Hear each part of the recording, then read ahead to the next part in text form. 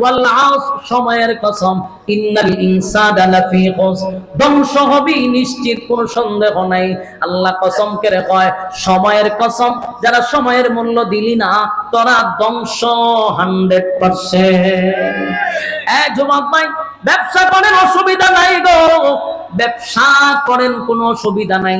আমার নবী ব্যবসা করছে, ব্যবসা করা সুন্নাত, ব্যবসার টাকা হালাল, ব্যবসার মতো কোনো হালাল আর কোনো চাকরি নাই।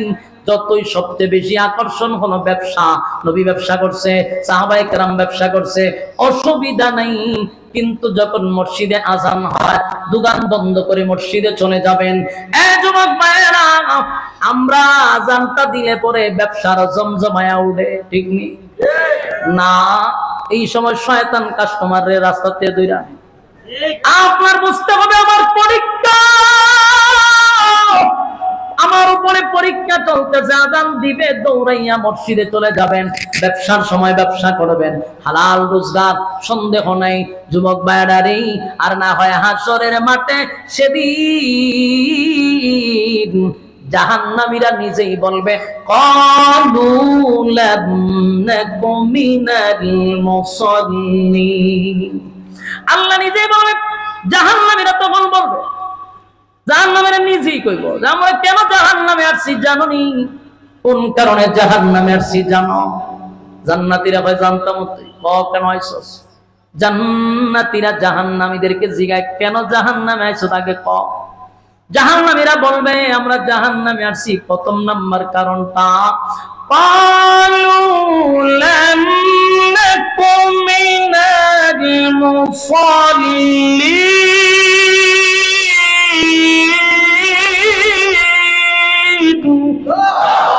আল্লাহ কয় ক্বালু লাম নাকু মিনাল মুসাল্লিন। জাহান্নামীরা বলবে জাহান্নামে আসার এক নাম্বার কারণ হলো দুনিয়াতে আমরা নামাজি ছিলাম না, মুসল্লি ছিলাম না। জান্নাতীরা বলবে জাহান্নামীরা দুনিয়ার জমিনে নিউ মার্কেটে একই সাথে ব্যবসা করতাম, একই সাথে চাকরি করতাম, একই সাথে খেলাধুলা করতাম, একই সাথে আড্ডা দিতাম। আমি জান্নাতি, বন্ধুরে তুই কেন জাহান্নামী? জাহান্নামীরা বলবে জাহান্নামে আসার এক নাম্বার কারণ হলো ক্বালু লাম নাকু মিনাল মুসাল্লিন। বন্ধু, জাহান্নামে আসার এক নাম্বার কারণ হলো দুনিয়ার জমিনে নিউ মার্কেটেই ব্যবসা করছি, কিন্তু আজানটা যখন দিত তুই দেখতাম দোকানটা বন্ধ করে মসজিদে চলে যাইতি। ক্বালু লাম নাকু মিনাল মুসাল্লিন। তুই তো মুসল্লি ছিলি, আমি মুসল্লি ছিলাম না রে বন্ধু, তাই আজকে আমি চিরস্থায়ী জাহান্নামী হয়ে গেলাম। দুই নাম্বার বলে ওয়ালাম নাকু নুতঈমুল মিসকিন।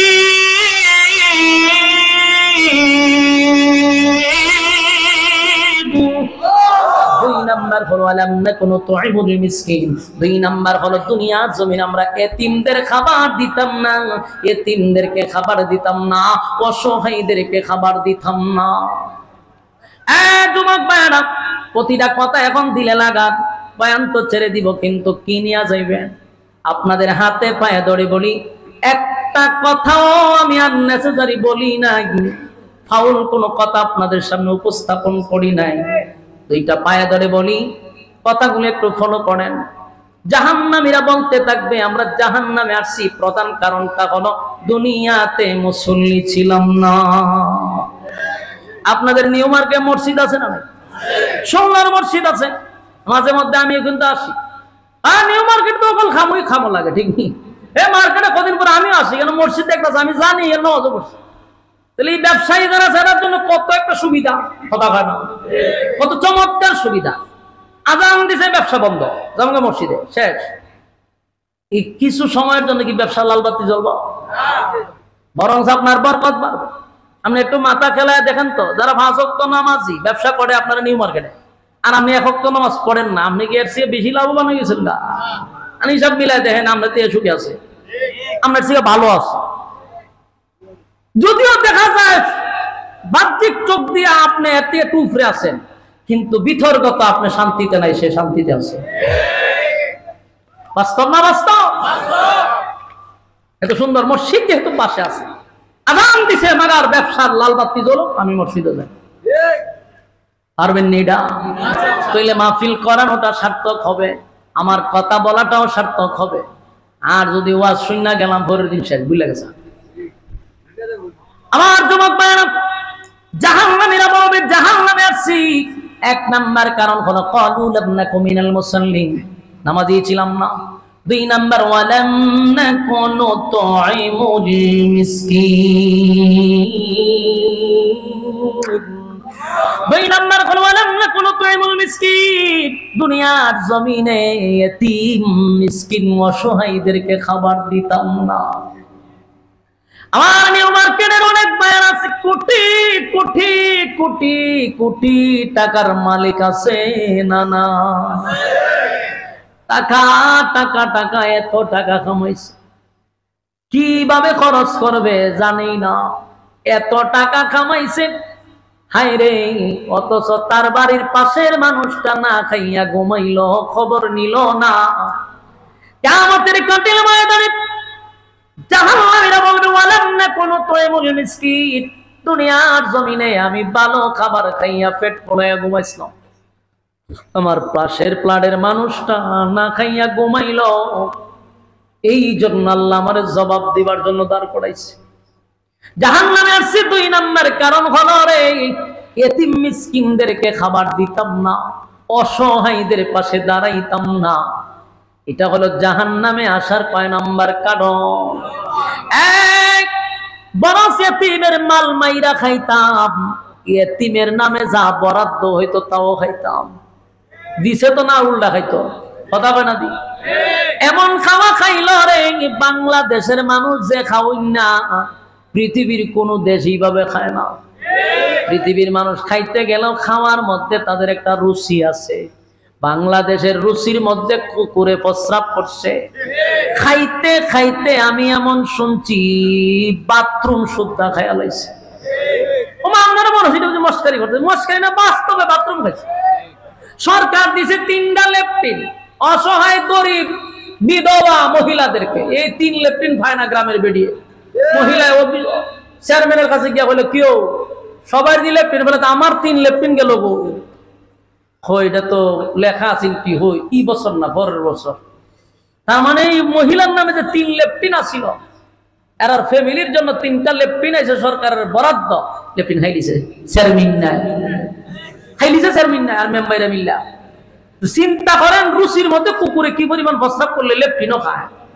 বিধবা মহিলাদের বাতা সুদ্ধা খাইয়া লাই খাইছিনি না? আমি এমনি কো মাতুন না কেন আশা করি আপনি, হ্যাঁ আশা করছি লেফটিন সুদ্ধা খাইছে।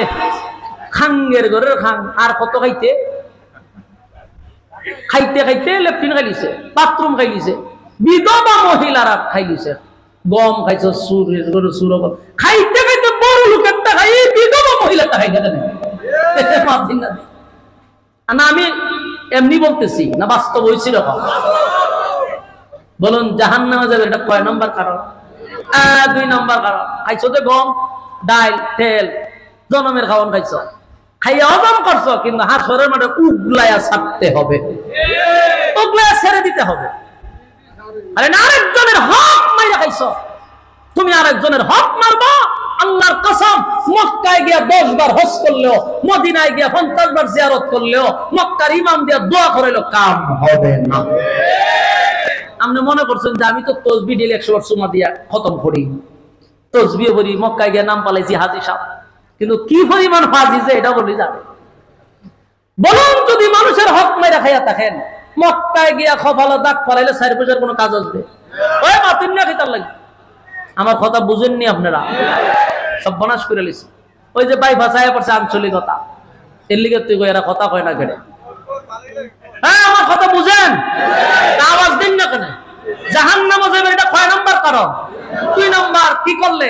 লেফটিন খাইলে। কি করলে? গম খাইলে, ডাইল খাইলে, তেল খাইলে জাহান্নামে যাবে, কয় নাম্বার কারণ? এগুলা গরিবের হক, তাদের হক তুমি তাদেরকে বুঝাইয়া দাও। এটা তোমার সরকার দিছে না তুমি খাওয়ার জন্য। খাওয়াইন না ফাটি খাইতে খাইতে গরিবের টাকা খা, গরিবের টাকা খা। গরিব যদি আসমানের দিকে তাকাইয়া আহ বলে একটা ডাক দে রে, তোর কপালে টাটা পড়ব, তুই ধ্বংস। একজন সাবধান, এতিমদের মাল মাইরা খাইবেন না, অসহায়দের খাবার কেড়ে নিবেন না। এরা যদি আহ কয় আপনি শেষ। আপনি মক্কায় গিয়ে যদি বারবার হজ করেন আর কপালে কালো দাগ পালায়া দিছেন আর তসবি একটা হাতে লইয়া আপনি হাজি সব, কিন্তু আপনি মানুষের হক মেরে খাইছেন। আল্লাহর কসম আমার কাফারা দিতে হবে না। দুনিয়া যদি একদিকে করেন কোনদিন জান্নাতের গ্রাণও পাবেন না, যতদিন না তার হক আপনি বুঝায় না দিবেন। সাবধান, এটা যদি 1 টাকাও হয়, পরিমাণ যদি কম হয়, পরিমাণ যদি বেশিও হয়, আমরা অনেক সময় খাইম কালি কইরা 10 টাকা করে দিছি না বড় ঢুকাই দিলে চুরি নাকি দেম নই বড় লইছি, অথবা যার টাকা এর সামনে লইছি এই 10 টাকা নেই কেন, যার টাকাটা নিছো হে কি তোমার অনুমোদন দিছে? কইছে যে হ তুই নে, আমি দিয়া লাইলাম, বলে নাই নিছ না। সে যদি দাবি না ছাড়ে মাগার ইডার লাগে তুমি জাহান্নামে যাওয়ার লাগবে, অথচ তুমি 10 বার হজ করেছো, এই 10 টাকার লাগে তোমার জাহান্নামের ভিতরে ঢুকতেই। এই সাধারণ বিষয়গুলো কেউ চিন্তা তুই আনে না। অনেক সময় মানুষের জিনিস এমনি নিয়ে দন্ডান করে নিয়ে যায়, ইসলামী করে নিয়ে যায়। আরে বেটা তুই নিছ দেহতে দাবি ছাড়ছিনি, এটার জন্য তো জাহান্নামে যেতে হবে। হতা হয় না আমার যুবক ভাই? শেষ কথাগুলি হলো, আপনাদের কি খারাপ লাগতেছে? বিরক্ত হইতেছে? আর 10টা মিনিট মনোযোগ দিয়ে একটু কথাগুলি শুনেন। প্রথম যে কথাটা বলছিলাম, জাহান্নামীরা জাহান্নামে যাওয়ার পরে আফসোস করবে আর বলবে হায় রে, 24টা ঘন্টায় তো আল্লাহ সময় দিছিল, রাইতে দিনে মিলাইয়া কয় ঘন্টা? কথা হয় না? জাহান্নামীরা আফসোস করবে আর বলবে হায় রে, 24টা ঘন্টায় তো আল্লাহ সময় দিছিল, 1টা ঘন্টাও আমার মালিককে দিলাম না। সেদিন আফসোস করলে কোনো লাভ হবে? আমার যুবক ভাইয়েরা, আপনাদের কিন্তু মনোযোগ নষ্ট হইতেছে। 10টা মিনিট মনোযোগ দেন, বলুন এই সময়ের মালিককে? সময় দিল কে? আল্লাহর দেওয়ার সময়, আল্লাহর দেওয়ার সময় আল্লাহরে দিলি না, দুনিয়ার পিছনে দৌড়াইলি, মা বাবার পিছনে দৌড়াইলি, বউয়ের পিছনে দৌড়াইলি, নিজের সন্তানের পিছনে দৌড়াইতে দৌড়াইতে একটা পর্যায়ে তুই ক্লান্ত। যেই সময় ক্লান্ত হইলি, মালাকুল মউত আজরাইল তোর সামনে দাঁড়ায় আছে। আমার যুবক ভাইয়েরা, ব্যবসায়ী ভাইয়েরা, কথাগুলি কানে ঢুকান, কাজে লাগবে। এবং আমার কথাটা বাস্তবের সঙ্গে মিলে কিনা তাও দেখবেন। বাস্তব অভিজ্ঞতার সাথে নিয়ে কথা বলতেছি। এই পৃথিবীর কোনো মানুষ আপনার কোনো কাজে আসবে না, আপনার ব্যক্তিগত আমল ছাড়া কেউ কারো হাসরের মাঠে হবে না। অথচ যাদের জন্য আপনি সময় নষ্ট করতেছেন, সন্তানের জন্য সময় নষ্ট করলেন, স্ত্রীর জন্য করলেন, তাদেরকে সময় দিতে গিয়া আমার মালিকরে সময় দিলেন না, অথচ তারাও হাসরের মাঠে আপনার কোনো কাজে আসবে না।